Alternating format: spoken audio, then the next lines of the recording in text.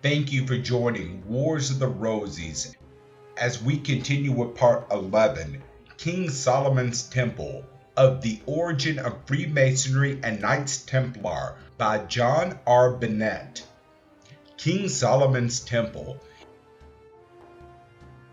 It was King David who first proposed to substitute for the nomadic tabernacle a permanent place of worship for his people. For this purpose, he purchased Mount Moriah, one of the eminences of the ridge which was known as Mount Zion and was the property of Ornan the Jebusite, who used it as a threshing floor. But although King David had designed the temple and acquired all the necessary means, and even collected many of the materials, he was not permitted to commence the undertaking, and the execution of the task was left to his son and successor, Solomon.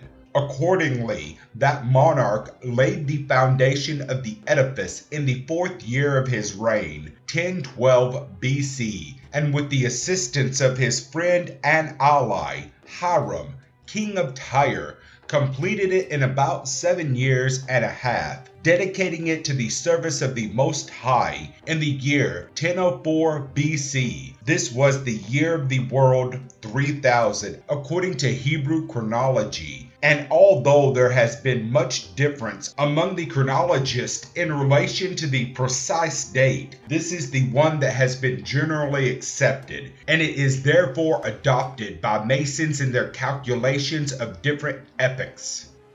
When Solomon was about to build the temple, 2 Chronicles, 1st chapter, 10th verse, he called upon Hiram of Tyre to furnish him with a supply of timber. The Tyrian king not only supplied him with the timber, which was cut in the forest of Lebanon by the Sidonites and set on floats by the sea to Joppa, a distance of over 100 miles, and thence carried by land about 40 miles to Jerusalem, but also sent him a man by the name of Hiram-Abith, the most accomplished designer and operator then known in the country. Tyre and Sidon were the chief cities of the Phoenicians. Tyre was distant from Jerusalem about 120 miles by sea and was 30 miles nearer by land. Sidon was under the Tyrian government, situated about 20 miles north of Tyre in the forest of Lebanon. It was a place of considerable importance even in the time of Joshua,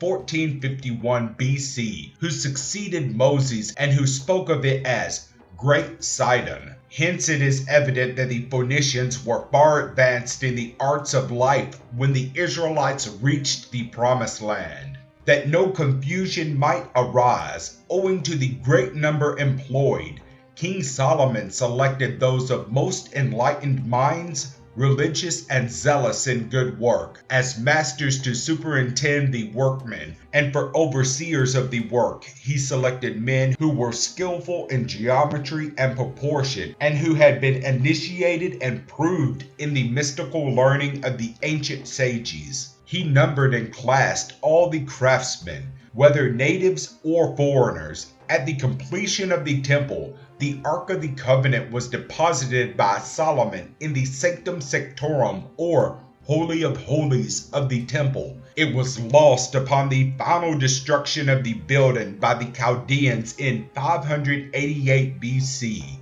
The first temple of the Jews was called the Palace, or the House of Jehovah, to indicate its splendor and magnificence, and was intended to be the perpetual dwelling place of the Lord. It was one of the most magnificent structures of the ancient world. It was surrounded with spacious courts, and the whole structure occupied at least half a mile in circumference. This was surrounded by a wall of great height, exceeding in the lower part 450 feet, constructed entirely of white marble. The body of the temple was in size much less than many a modern parish church, for its length was about 90 feet, or including the porch, 105, and its width but 30, being just twice the size of the old or Sinaitic tabernacle. It was its outer walls, its numerous terraces, and the magnificence of its external and internal decorations, together with its elevated position above the surrounding dwellings, which produced that splendor of appearance that attracted the admiration of all who beheld it and gave cause for the Queen of Sheba, when it first broke upon her view, to exclaim in admiration, "A most excellent master must have done this."